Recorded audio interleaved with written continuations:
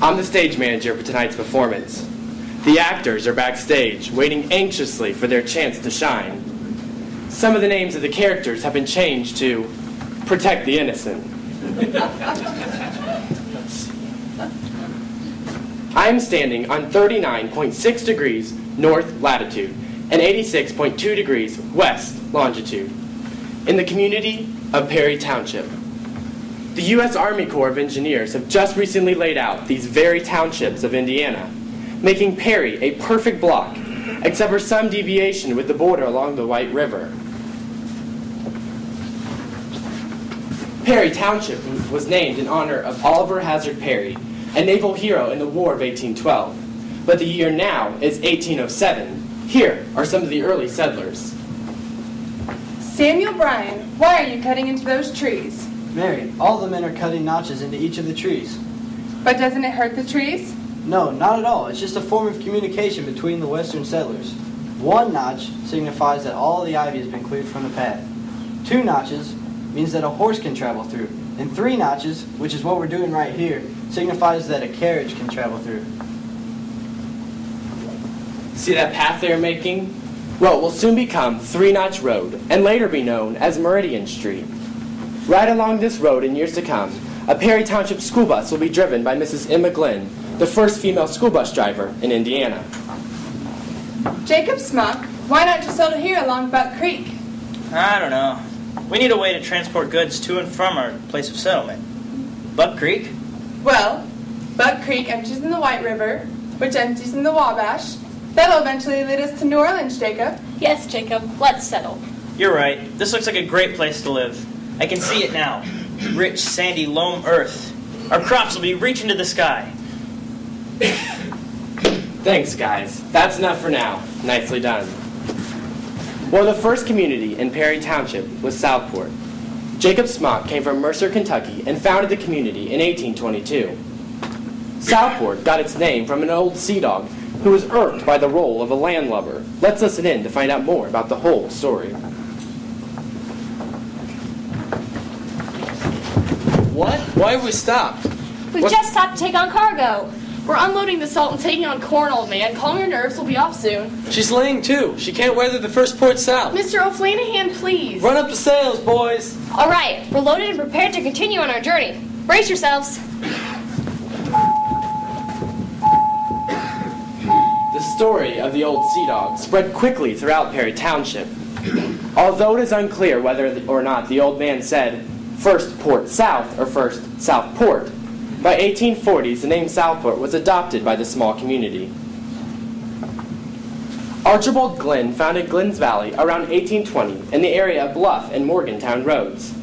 He founded it on the land of the early settlers John Smart and Robert Burns.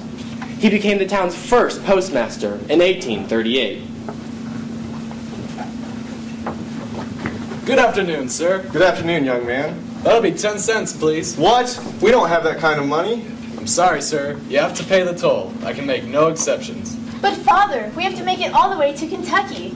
We do have lodging for those passing through. I could escort you there if you'd like. Well, that would be splendid. Follow me.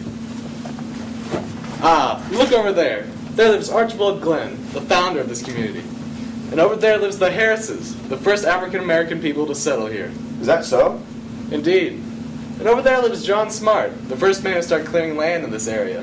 What a quaint area. Oh, sir, I never caught your name. Well, my name's John Murphy. I own some land over yonder. Hopefully someday some houses will exist on it. Thank you, Mr. Murphy. Thank you for guiding this family and informing them on the history of Glynn's Valley. With the community growing over the next 20 years, many German immigrants found Perry Township as a great place to settle and work. Guten Morgen, Frau Reich. Guten Morgen, Frau Rosblachs. Lässt du die Voxblatt heute? Ja. English, please, ladies. Oh, sorry. Anyway, Mrs. Rosebrox, did you read the Volksblatt today? The Indiana People's paper? Why, no, I didn't. Why do you ask? Well, it said today that within our community, the German population has reached over 1,000. That's 1/8 the population. Wait a second. I think I did read that. The one that said there are 90-some German businesses along Washington, Delaware, and Bluff? That's the one. Oh, and by the way, sometime this weekend, we need to go downtown to set up our hack to sell our produce and flowers. What do you mean by hack, Mrs. Risch? Oh, we just set up stands on South Street. Some use their tents, others use their wagons. Come on, Grandma, this is boring. Grandma, look at those sheep.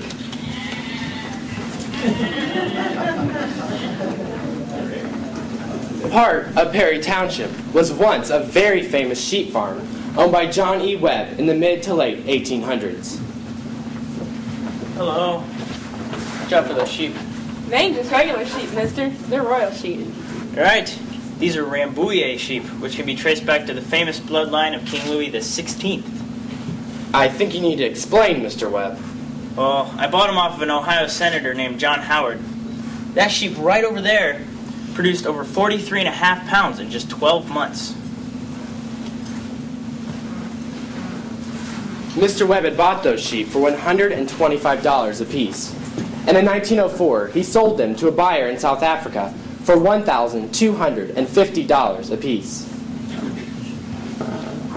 One of the spookiest stories in Perry Township swirls around the rumors of the Hannah house.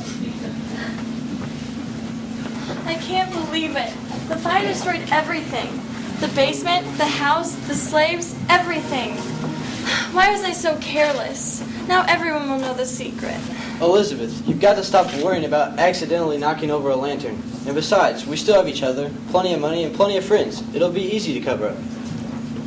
My name is Alexander Hannah, and I lived in this house, the nicest house in Perry Township, since 1858. Our house was so nice that my wife and I used to charge a poll tax for people to travel by it. Although we are known as staunch abolitionists throughout Perry Township, no one expected us to be a stop on the Underground Railroad. That's true. We housed many slaves in our basement late at night and carried them by wagon to the next undisclosed stop. It was a very dangerous business, whereas even helping an injured slave was illegal. One night, prior to the Civil War, I tripped over a lantern and caused the horrendous fire. We had to conceal this incident on account of the slaves, and in doing so we destroyed much of the evidence and closed down our stop on the Underground Railroad. Although I died in 1903, our house is still rumored to be haunted, and has long since been called the house that reeks of death.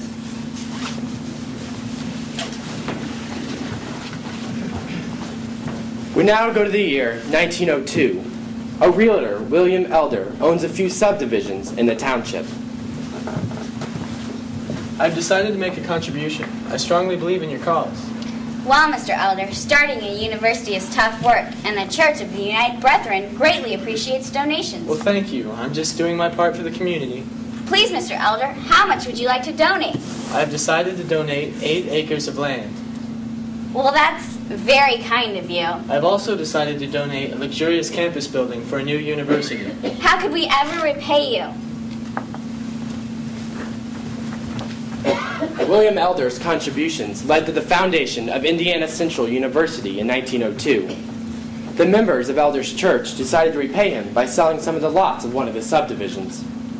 This area became known as University Heights and still continues to have close ties with the local college, now the University of Indianapolis. Here we have Frank Gates, developer of Homecroft. He laid out bungalow-style houses in 1923, and all of the houses were constructed before 1950. Let's listen in on one of the first meetings held to make decisions about the development. Thank you for joining me. I was hoping to start laying this area out. Now, as you know, we've purchased 80 acres of swampy farmland 4.5 miles south of the circle, and we're hoping to purchase another 70 acres soon. I think the land will be wonderful for the development, especially since it's right on the inner urban. Agreed. What are your plans for development in the area? I think that the bungalow style is our best bet. Now, we'll start construction on the 1600th block of Loretta. I believe Homecroft is the perfect name for the area.